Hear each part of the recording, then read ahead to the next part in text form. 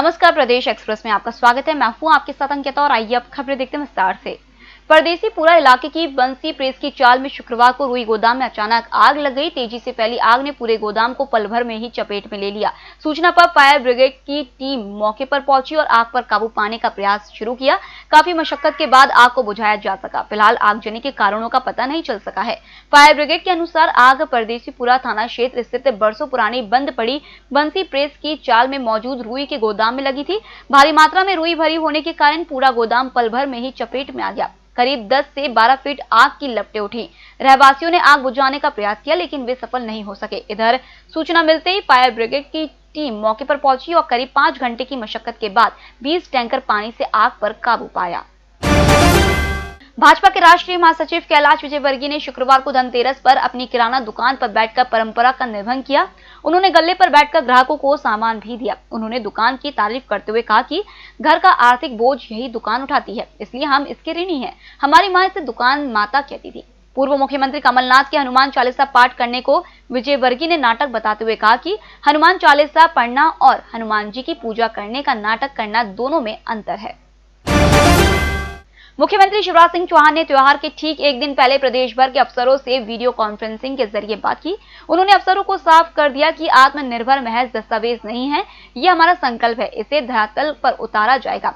बिना एक क्षण गंवाए पूरी क्षमता से अपने आप को प्रदेश की प्रगति और विकास के लिए समर्पित कर दिया है। सीएम शिवराज ने कहा कि मेरिट के आधार पर अफसरों की नियुक्ति की जाएगी, इसका आधार परफॉर्मेंस होगा। उन्होंने कहा कि मैं सिर्फ काम चाहता हूँ, विभागीय अफसर ध्यान रखें और दायित्व निभाएं। मुख्यमंत्री ने कहा कि चीफ सेक्रेटरी है, कोई कठिनाई आए तो बताएं, लेकिन हर काम वेल प्लान करें। हर माह वीसी होगी, समीक्षा करेंगे और परफॉर्मेंस देखेंगे। मध्य प्रदेश में 28 विधानसभा सीटों पर हुए उपचुनाव में कांग्रेस को 19 सीटों पर हार मिली है। इस करारी हार के बाद कांग्रेस मंथन कर रही है। इसी के चलते शुक्रवार को प्रदेश कांग्रेस अध्यक्ष कमलनाथ राष्ट्रीय अध्यक्ष सोनिया गांधी से दिल्ली में मिले। यहां उन्होंने सोनिया गांधी को 19 सीटों की रिपोर्ट दी। सोनिया ने इस दौरान कमलनाथ को संगठन में बदलाव करने के दिशा निर्देश भी दिए हैं। कमलनाथ को 19 सीटों के विधानसभा प्रभारी और जिला अध्यक्षों की रिपोर्ट सोनिया गांधी को जल्द सौंपनी होगी। रिपोर्ट में जानकारी देनी होगी कि आखिरकार 19 सीटों में हार के क्या कारण रहे हैं। दिवाली के बाद रिपोर्ट सौंपी जाएगी। अगर विधानसभा प्रभारी और जिला अध्यक्ष का फीडबैक संतोषजनक नहीं रहा तो जिला अध्यक्ष और प्रभारी पर कार्रवाई होगी।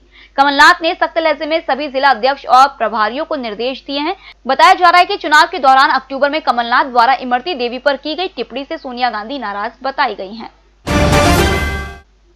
उपचुनाव में जीत से उत्साहित मध्य प्रदेश के मुख्यमंत्री शिवराज सिंह चौहान शुक्रवार को एक्शन में नजर आए। उन्होंने प्रदेश के अफसरों के साथ वीडियो कॉन्फ्रेंसिंग के जरिए दिशा निर्देश दिए। वहीं मुख्यमंत्री ने सभी से काम को प्राथमिकता देने की बात कही। दीपावली के एक दिन पहले शुक्रवार को मुख्यमंत्री के साथ ही मुख्य सचिव इकबाल सिंह बैस और प्रदेश के डीजीपी विवेक जौहरी थे, जबकि प्रदेश के सभी संभागायुक्त, कलेक्टर, आईजी और एसपी भी वीडियो कॉन्फ्रेंसिंग में शामिल हुए थे। चौहान ने कहा कि अब मैदानी अफसरों की पोस्टिंग मेरिट के आधार पर की जाएगी। हर काम को प्लानिंग के साथ करना होगा। 4 मुंह वाले सांप लेकर साधु के वेश में घूम रहे 3 लोगों को एमजी रोड पुलिस ने पकड़कर वन विभाग को सौंपा है। साधु के वेश में ये लोग भिक्षा मांगते जा रहे थे। झोले में चारों सांप एक साथ भरे थे। एमजी रोड के पुलिस जवान को झोले में हलचल दिखी तो उन्होंने एक झोला खुलवाया। इसमें एक साथ 4 सांप देकर आरोपियों को थाने में बैठा लिया गया। शंका है कि दिवाली में तंत्र क्रिया के लिए इनका उपयोग होने वाला था। आरोपियों ने प्रारंभिक पूछताछ में देव गुराड़िया से सांपों को पकड़ना बताया है। हालांकि यह सांप देव गुराड़िया तरफ नहीं पाए जाते हैं। होटल गौरीशी भोपाल शहर के बीचों बीच स्थित ठहरने की सर्व सुविधा युक्त जगह है। Room available in affordable prices और facilities free wifi, AC, TV, parking, security, lift, full sanitized room, toiletry kit.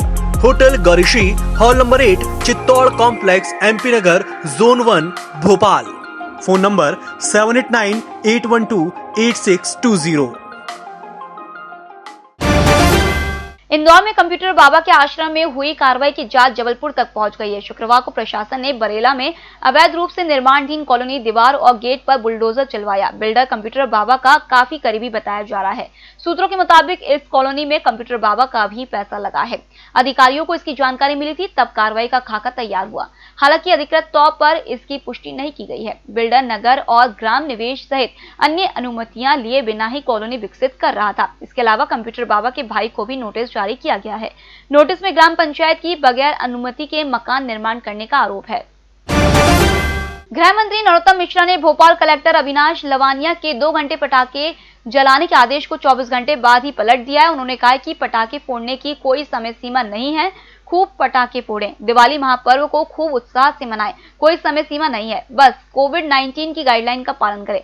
जब उनसे पूछा गया कि भोपाल कलेक्टर ने दिवाली और आगे आने वाले त्योहारों में 2 घंटे ही पटाखे फोड़ने का आदेश दिया है, इस पर नरोत्तम ने कहा कि एनजीटी के आदेश के संबंध में उन्होंने आदेश दिया होगा, लेकिन कोई समय सीमा नहीं है। यह हमारा त्योहार है और इसे धूमधाम से मनाएं।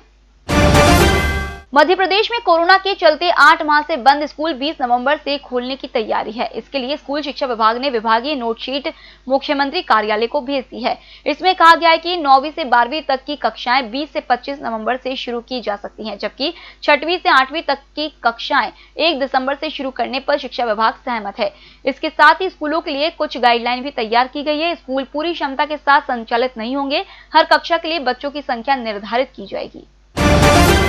भोपाल उच्च शिक्षा विभाग द्वारा आयोजित ऑनलाइन व कॉलेज लेवल काउंसलिंग के जरिए एडमिशन प्रक्रिया पूरी हो चुकी है। सरकारी और प्राइवेट स्कूलों में संचालित स्नातक और स्नातकोत्तर स्तरीय कोर्स में कुल 5,49,461 छात्र छात्राओं ने एडमिशन लिया है।